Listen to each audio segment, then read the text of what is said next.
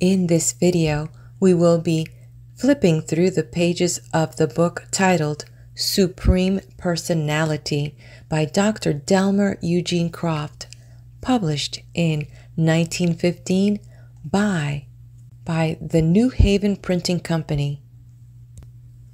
I am Daisy, your hostess, and you are in my book playlist. I ran into this book and I loved the cover. It had this big word, personality, and under that it said fun in living.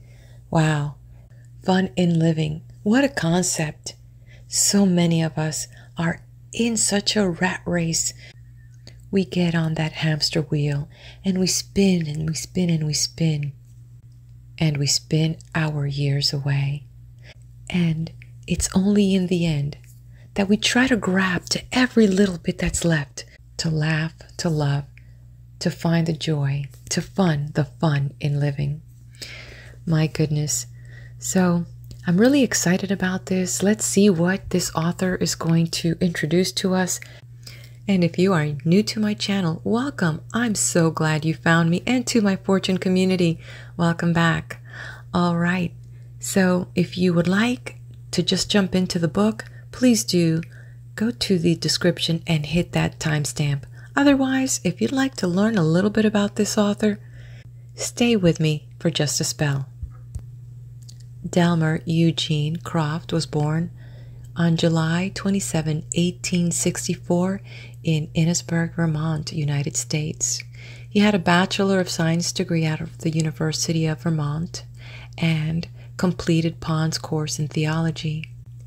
He was an ordained Baptist minister and held pastorates in Vermont, Massachusetts, and as well as in New York. In a nutshell, Dr. Delmer Eugene Croft was a psychotherapist and lecturer. Bear with me, as in this video we will have the introduction of the first pages of the book as well as the foreword and, as he calls it, lesson first.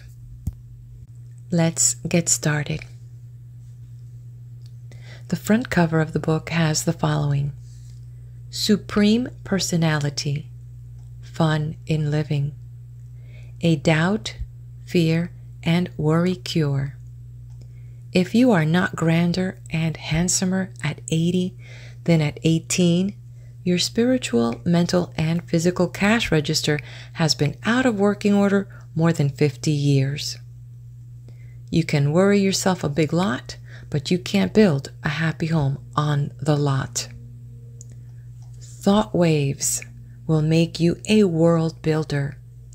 Method and codes, how to create and transmit them for healing, guidance, and power. Price 25 cents, 100,000. End of the front cover.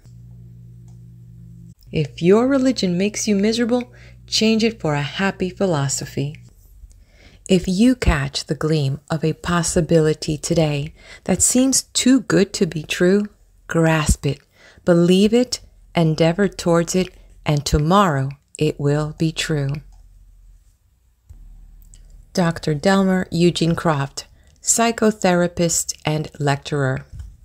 Personality is founded upon self-consciousness with self-governed intelligence and self-directed action.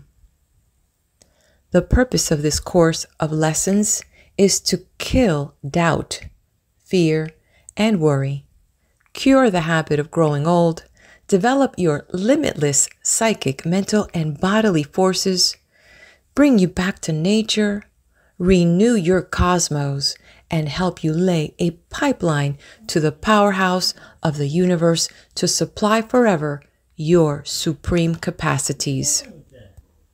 If the word death had never been known to human thought or language, and some such term as passing to the new life had been adopted, crepe would have been a drug on the market, painful funeral discourses unheard of, and long, somber funeral processions unknown.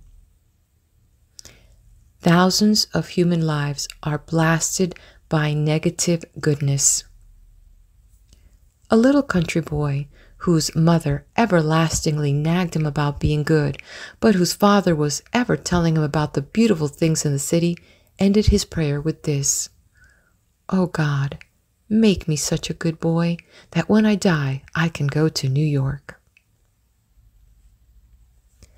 Observe your opportunities to be kind. A little boy was sitting in his father's lap in the streetcar when a charming young lady entered, and as the little fellow observed there was no seat, he quickly jumped off his father's lap and said to the young lady, "Please take my seat."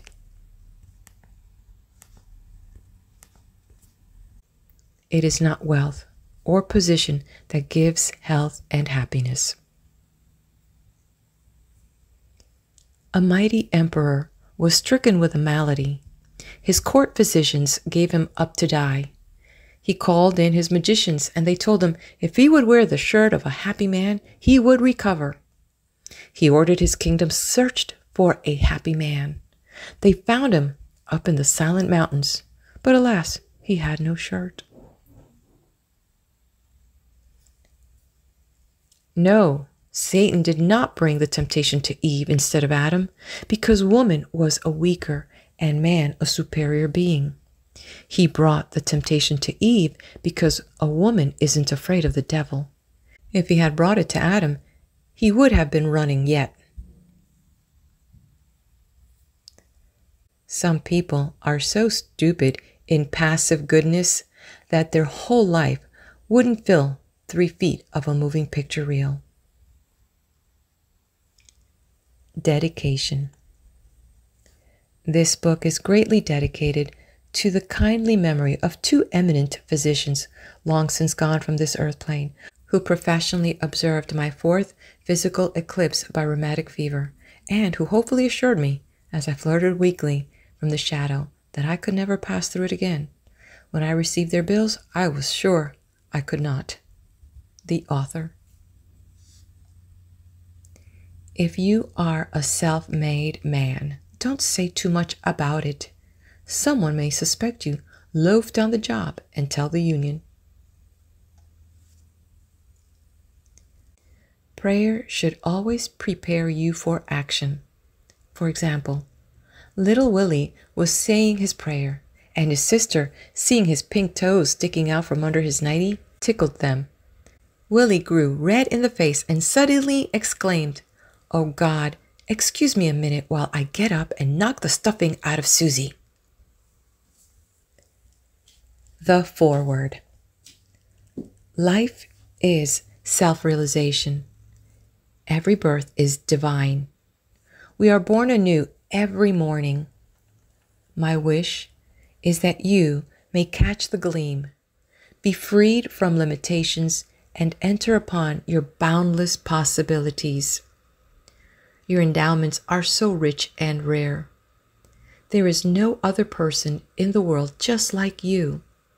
You have genius, which if it were brought forth in the sunlight, would glorify with brilliant inspiration 1,000 lives. You have insight that, if it were energized, would make the desert blossom as the rose. You have initiative that once illuminated would create an empire fairer than any ever raised in marble. You have harmony lying latent in the vast octaves of your being, which, if awakened into melody, would soothe, comfort, restore, and purify the passions of a world. You have beauty, matchless in forms of grace, which, if breathed into marble or spread in soul colors upon the canvas, would adorn the palaces of kings.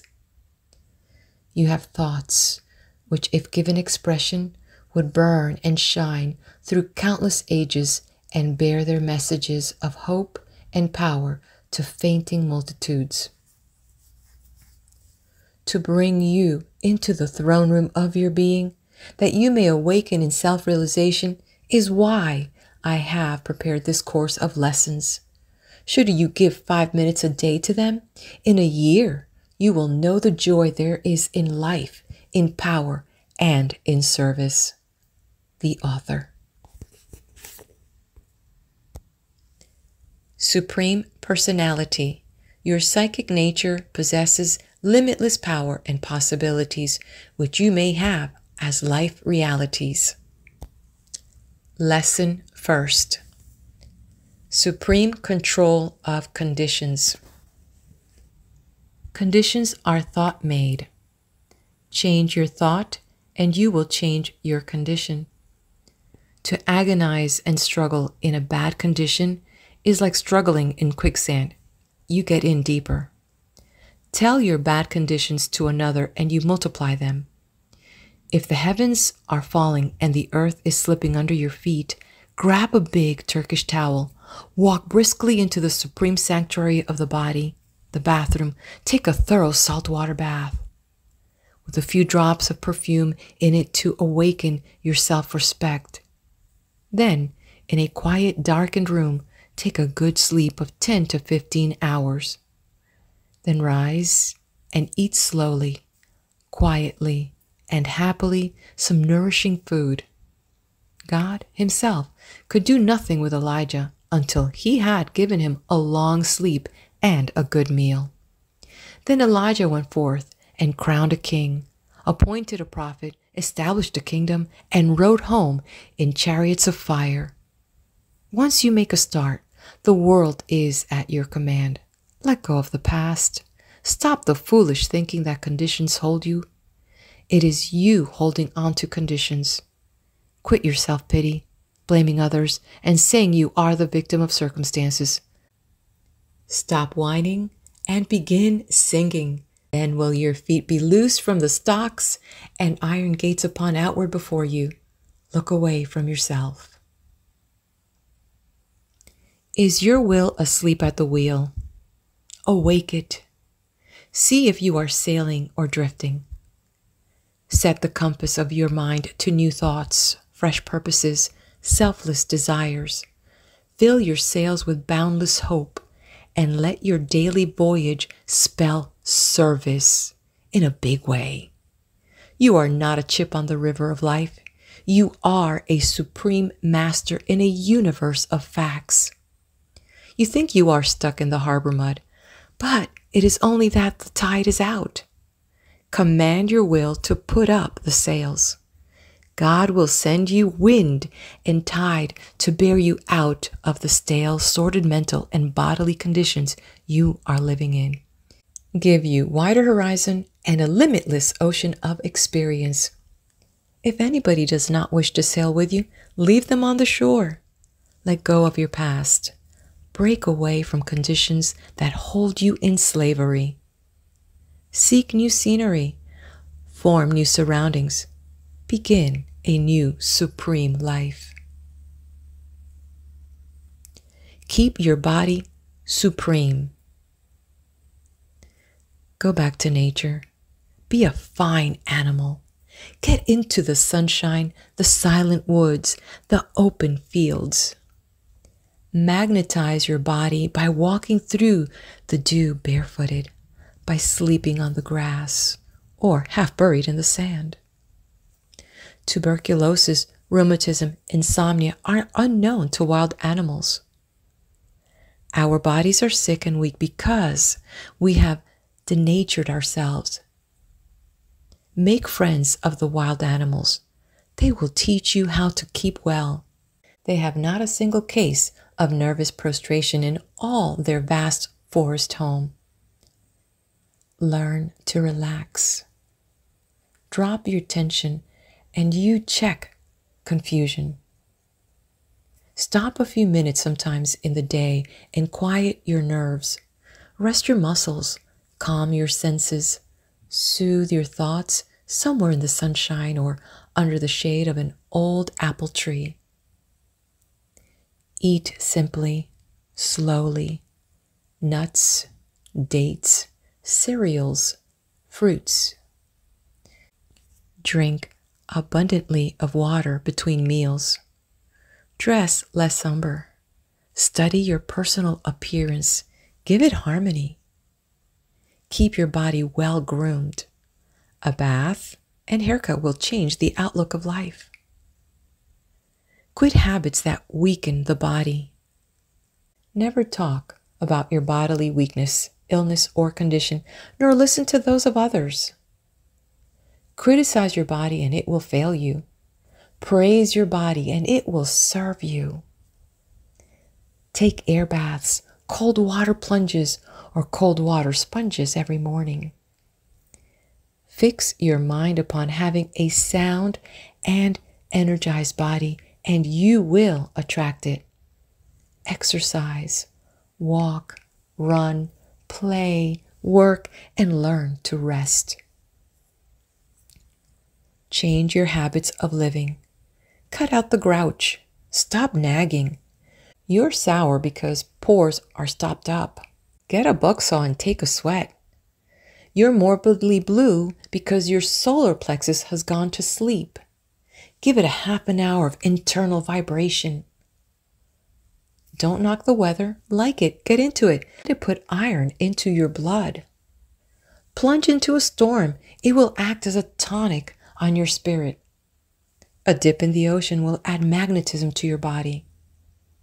Your body is a mighty fine engine of marvelous energy. Overfed, underfed, overburdened, neglected, abused, weakened, shamefully talked about, yet year after year it goes on generating the divinest things in the universe. Life. It transmutes profane elements into divine energy, washes a river of blood free of tons of poison, supports a brain that builds and rules limitless empires, sustains a vision that dissolves darkness into light, the unknown into the known, upholds the image of and is the temple of the living God. Your body is supreme. Keep it divine. Strip your body bare and lie in the sunshine. Let it soak deeply into the tissue. It will magnetize your body and renew it with youth. Take these sun baths every sunny day possible by lying on a couch before a large window, or even better, out in the open air. If you want a magnetic body that is supple, elastic, and youthful, give it sun baths and air baths daily. Keep your mind supreme. Your mind is limitless. You were born to lead, not to be always led.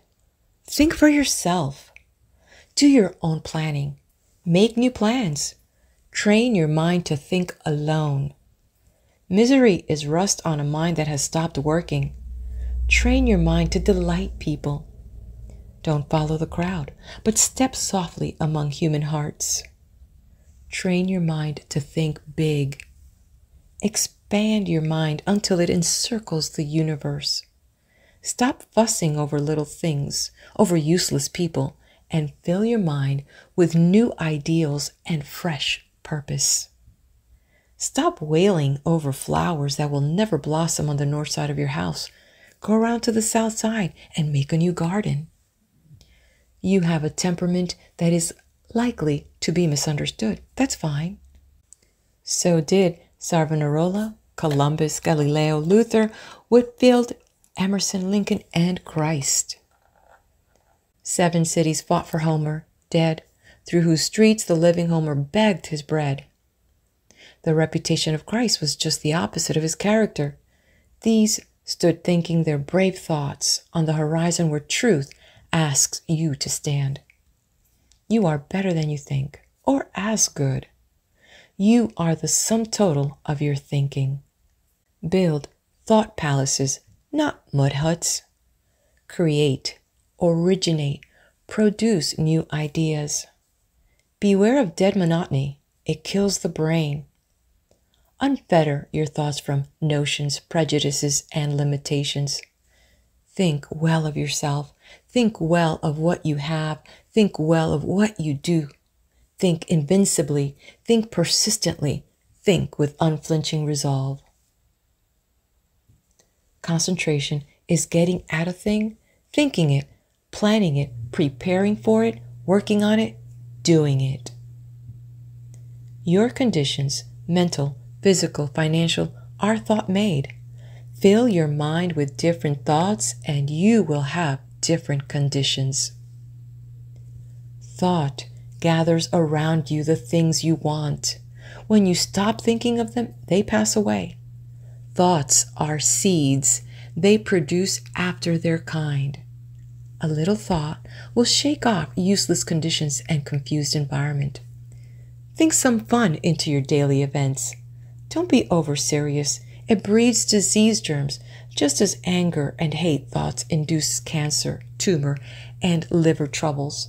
Start a hurricane of jollity. Break loose in a thunderstorm of mirth. It will clear the atmosphere under a roof, just as a thunderstorm clears the air over the roof. On the other hand, there is a season to weep. Never smother your emotion. To choke it back stifles the heart. Lift the floodgates and let your tears water the garden of your heart. Be renewed in the spirit of your mind. That is the life. Be renewed every morning, for each day is a new life, a fresh world, the beginning of eternity. Think your thought-created enemies into thought-created friends. Think your thought-created suspicions into thought-created confidences. Thought has drawn you into your conditions. It will pull you out.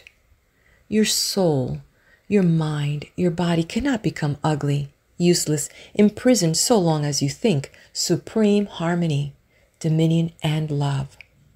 Thought makes your body a hovel, your mind a madhouse, or thought makes your body a temple and your mind a shrine where angels commune with you. Environment, conditions, circumstances are not your masters.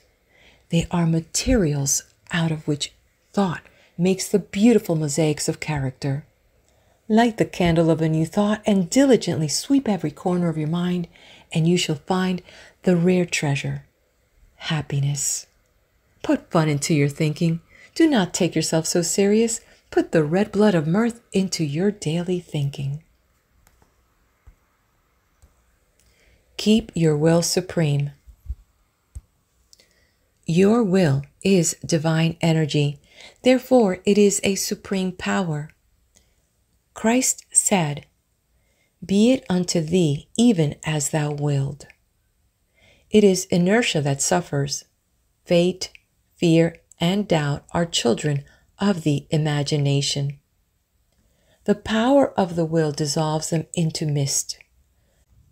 Will power into your being.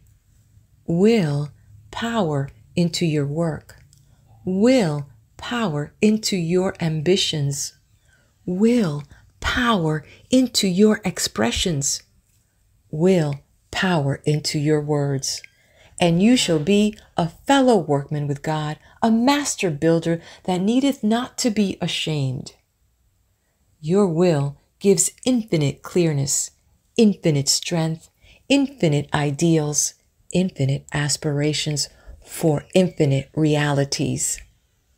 Your will tells you that if there is anything today that seems to you too good to be true, believe it, endeavor toward it, reach forth to receive it, and tomorrow it will be true.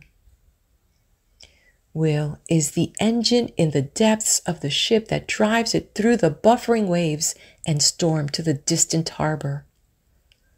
Will puts your backbone where your wishbone is now.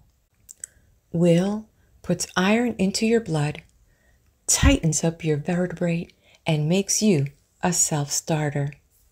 You may have lost your battle. Your will stands ready for another better campaign. You miss an opportunity. Your will stands ready to open the door to 100 new ones. Delay is the mother of most failures. One thing worse than a quitter is the person afraid to begin. Your will gives purpose and makes you stick to it. Get grit for a new siege. Will makes desire. Will makes brains. Will gives decision. To decide means to cut deep into the world of possibilities. Cut out of your prison of difficulties. Cut through your jungle of opposition to liberty, to health, to success, to supreme power. Think, plan, do it. Will heals disease. Will drives poison out of the system. Will makes the body immune. Will illumines the brain with brilliant perception. Will sweeps misfortunes aside and rebuilds a nobler success. Julius Caesar trained his supreme will until it became the dominion of the Roman Empire. The goddess Diana said of Hercules, "When I saw him, whether he sat or stood, I knew he was a god. So majestic is his will." Like the magnetic mountain in the Arabian Nights, your will can draw the nails from your enemies' ships so they shall fall to pieces before they reach your shores. Will is a dynamic cosmic energy from whence eternal things proceed and immortal organisms are constructed. Will is the glory of the divine universe, and you are a part of that will. In your will sleep the oracles of prophecy. You were made master over this world. In your will is enthroned sovereignty, dominion, kingship. With force of will, Pygmalion covered his soul dream into the marble until its loveliness of form and grace became so real as to take on life and motion. With force of will, Dante created his hell, and with force of will, Milton created his paradise regained. Put your will into command. Start new. Realize that you are supreme. Get a mind picture of what you want to be, what you want to do. Then actualize it. Get above doubts. Do not wait to be well, to be happy, to be rich. All of these things will be added unto you. Climb out of your prison of doubts, worries, fears. Begin where you are. Let your will create even as God creates. He that believeth shall not perish, shall not abide in darkness, shall have the light of life, shall have everlasting life. All things are possible to him that believeth. Come down out of the gallery of supine hero worshippers. Get into the arena and be the hero. Quit the drivel of matinee idle longing and get onto the stage of life and get the bouquets for yourself. The world is waiting to ring up the curtain for your star part in life. You can work miracles. A miracle is a wonder, a marvel, a supernatural occurrence, a result obtained by suspension of natural processes. You can do that any day. The miracle is that so few do it. You know Ibsen's play, The Dollhouse? How the wife forged a note, raised the money to send her husband to regain his health. How he did regain it, returned to great prominence and wealth as a banker. Then the blackmailer threatened to reveal the crime. How the husband rushed to his wife in anger that she would have done such a thing, that it meant ruin to him in his high position. How the wife replied, "Why, I expected the miracle, that you would save me as I saved you, that you would say that you did it." If he only had, what a marvelous, what a wonderful, what a supernatural thing it would have been.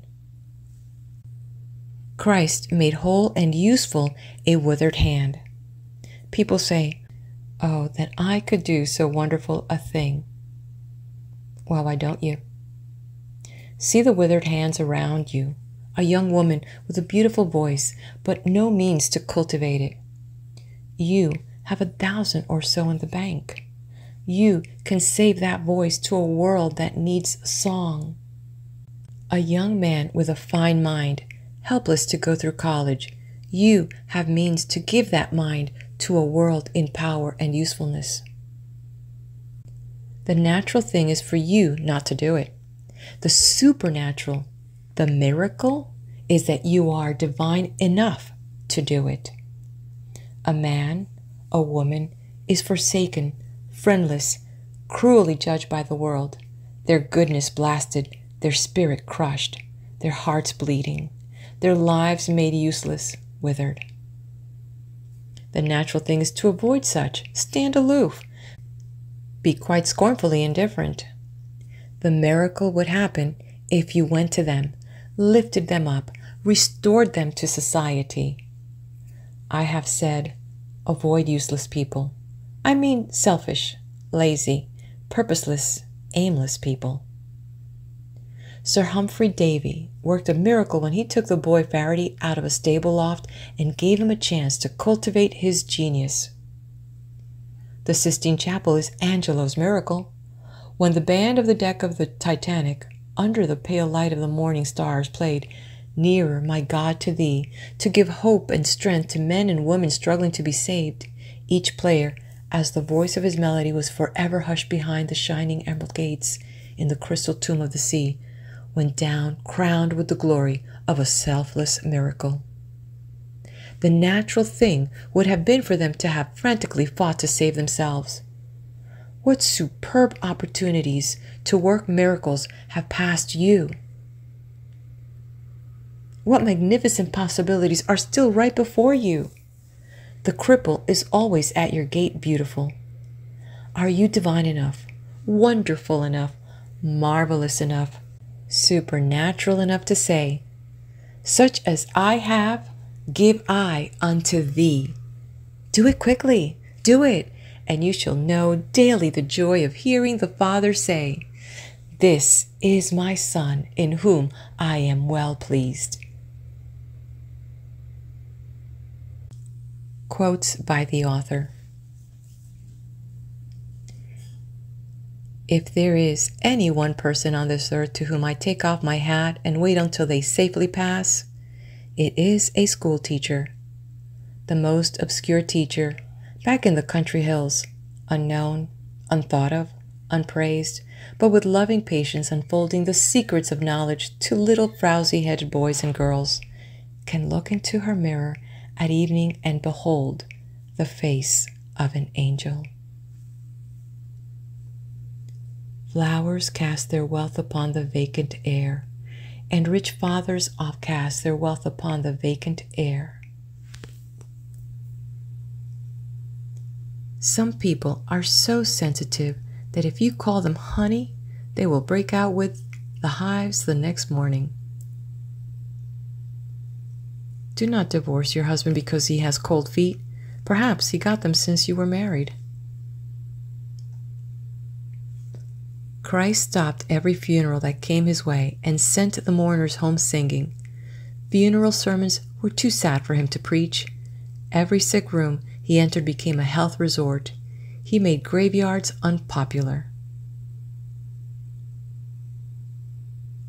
Many a lonely bachelor looking back over the stretch of years recalls the charming moonlight nights when the cool summer air was perfumed with old-fashioned flowers and he looked into the loving eyes of his sweetheart, recalls how the crimson glow of youth flushed her velvet cheeks as he took her warm hand in his, recalls sadly that if he had only given that hand a square deal, played it in the game of life, he would have had a full house now.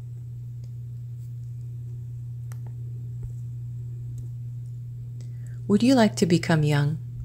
Then tap new reservoirs of youthful thoughts. Irrigate your alkali desert from the fountains of youth.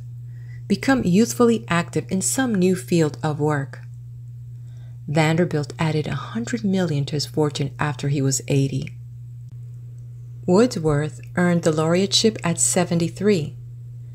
Theirs established the French Republic and became its first president at 72. Verdi wrote Falstaff at 80.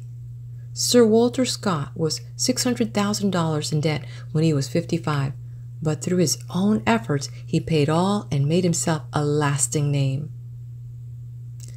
Book knowledge is not all.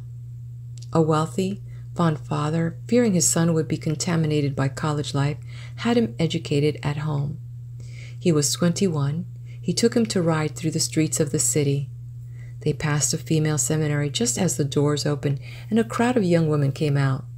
The dear boy grabbed his father's arm and cried, "What are those?" His father replied, "They are only goslings." Later in the day, the fond father said, "My son, you have obeyed me, have faithfully completed your education. Now I am ready to spend $50,000 to give you the highest ambition of your life." The boy looked up in glad wonder and said, "Oh, Dad, give me a gosling." And this concludes Lesson First. If you haven't done it yet, hit that like button, leave me a comment, subscribe to the channel, and head on over to the next video where I will be there with Lesson Second.